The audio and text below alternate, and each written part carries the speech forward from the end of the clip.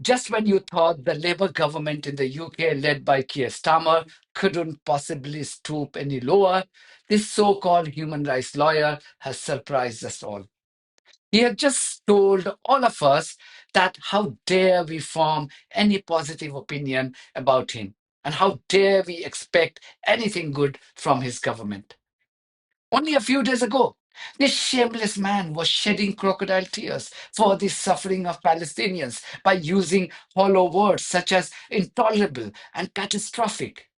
So today, as part of this process towards peace, I can confirm the UK will recognise the State of Palestine by the United Nations General Assembly in September, unless the Israeli government takes substantive steps to end the appalling situation in Gaza, agree to a ceasefire, and commit to a long-term sustainable peace, reviving the prospect of a two-state solution. Now we have the conclusive evidence that Starmer was lying through his teeth while he was making that fake speech about Palestinians. He was busy splashing British taxpayers' money to fund Israel's genocidal campaign while he was pretending to care about the victims of the same genocide. Can he get more depraved than this? How morally corrupt do you have to be to pull off such barbarity and shamelessness with a straight face?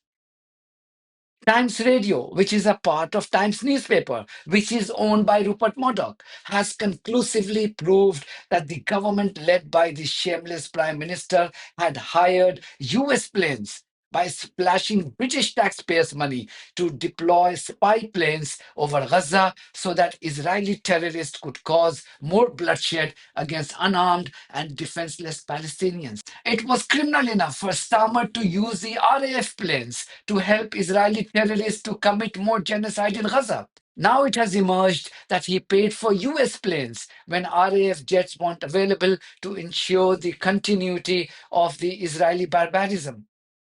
Watch this remarkable expose by Times Radio. The UK has been carrying out intelligence and surveillance missions over Gaza since December 2023, so 2 months after the attack on Israel by Hamas. And until very recently, these were RAF planes that were carrying out these missions, and they were gathering up intelligence. These were Shadow R1 aircraft, and they were passing that intelligence over to the Israelis to help them find and locate hostages. Now, in recent weeks, it's emerged that the Shadow aircraft flights haven't been carried out, and this is because we can reveal that the UK needed to send those aircraft back to Britain for maintenance and repairs, and they haven't got enough Shadow aircraft to carry on this operation, and so they are now paying a US firm. They're hiring contractors to carry out this intelligence and surveillance mission on behalf of Israel. Wow. Tell us more about the schoolboy error, as we're referring to it, this aircraft's flight path that was publicly available. Yes, so in the past, you haven't been able to actually see the RAF flights journey once they're over Gaza. You've only been able to see them reach the fringes of Gaza. Now, what's happened very recently, just late last month, is this US contractor, the pilot, clearly forgot to turn off the transponder, and that meant that then the flight path became publicly available to those watchers on the internet that are able to see where all these planes end up, and they were able to see this flight flying over Gaza, in particular Khan Yunis, staying there for more than an hour and then flying back to RAF Akrotiri in Cyprus.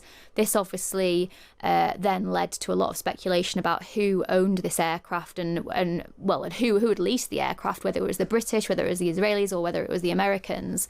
And so then, as a result of this, I wanted to do some digging about who actually was paying for this mission, and then I managed to speak to a few sources yesterday who confirmed it was in fact the British military. I mean, it seems remarkable. It seems astonishing. What have your sources been telling you, or how have they been reacting to the idea that Britain is funding surveillance of Gaza in this way, when I guess politically that could be quite difficult?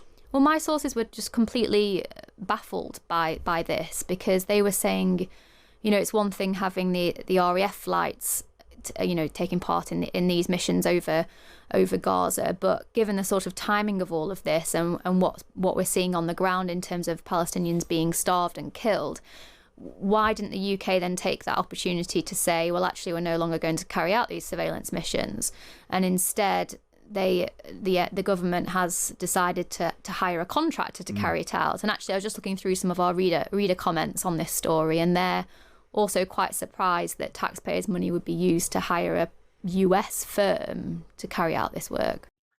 If you remember, I talked about exactly this, but briefly, in my earlier video. But it's now become clearer that Starmer's crime is a lot graver than what was previously estimated. Try and comprehend the intensity of his crime and his moral bankruptcy.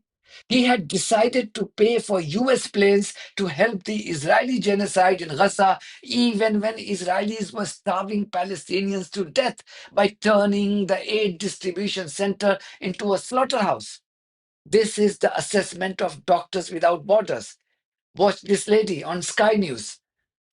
A laboratory of cruelty. That's how one of the biggest medical charities working in Gaza has described food distribution sites run by the Gaza Humanitarian Foundation. Doctors Without Borders, or Médecins Sans Frontières, is calling for facilities run by the controversial Israeli-US-backed group to close. The charity's executive director in the UK, Dr. Natalie Roberts, is with me now. Welcome. Thank you for being here. Just before we talk about this report you brought out on these food distribution sites, we're just waiting for a decision by the Israeli Security Council on expanding the military operation, possibly an occupation of the whole of Gaza. What do you think the consequences of that could be from a humanitarian point of view? I mean, the consequences are clearly going to be catastrophic. It's very difficult to say that anything would be more catastrophic than it already is today, but I think that would be sort of the final straw to take over the entire territory and the entire civilian population and put them under military control. I think that's essentially a death sentence for many, many people. Now we understand what Starmer was talking about in October last year when he told British soldiers in Cyprus that there were many aspects of their activities that he couldn't possibly talk about it in public. But I recognise it's been a really important, busy year, and this space obviously sort of has multi-dimensions to it. There's a lot of different work that goes on. I'm also aware that some or quite a bit of what goes on here can't necessarily be talked about all of the time. It isn't, although we're really proud of what you're doing, we can't necessarily tell the world what you're doing here. And therefore it makes it really important to say thank you, to acknowledge that. Because although we're not saying it to the whole world for reasons that are obvious to you, the whole world is relying on you. There has been a global demand to disband the slaughterhouse jointly operated by the Israelis and Americans called Gaza Humanitarian Foundation. They have been killing 28 children on a daily basis. And this is not my assessment, but the data released by the United Nations. War criminal and bloodthirsty terrorist Benjamin Netanyahu created the bogey of Gaza Humanitarian Foundation to make every single UN body irrelevant, so that no one was there to monitor his war crimes. It's been a part of a well-designed operation by Israelis, helped by Americans, and now the UK government. Today, Starmer's minion, Slimy David Lammy, was welcoming US Vice President J.D. Vance at his house in Kent. Both of them enjoyed their own share of fishing at a nearby pond. Both these warmongers then had the audacity to fake more concern for Palestinians. And the truth is, what we all want to see is a ceasefire. What we all want to see are the hostages come out. And we are hugely concerned by the humanitarian suffering that we're seeing in Gaza particularly. So it is bringing that to an end that we want to see. I am concerned about what is developing in Gaza at this time and the recent decision by the cabinet, and hugely concerned, as I think a lot of Israeli people are, about the impact particularly on the hostages, and we'll be able to discuss these issues in the hours ahead. They really think people are fools and they will fall for their theatrics once again.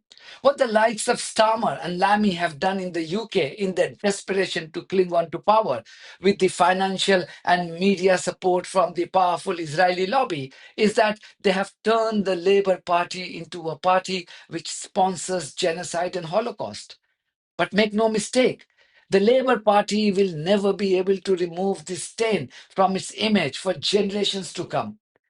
And I'm not even talking about the political wilderness that Starmer, Lamy, and their severely compromised colleagues would be thrown into within the next few years. That's it from me. Thank you very much for your support of this platform and our journalism on buymeacoffee.com and Patreon. If you do think that our journalism is worth supporting, then you too should consider becoming part of it. Details are there in the description of this video. In the meantime, if you haven't subscribed to my channel, please do so because that's one of the many ways you can support independent journalism. God bless you all.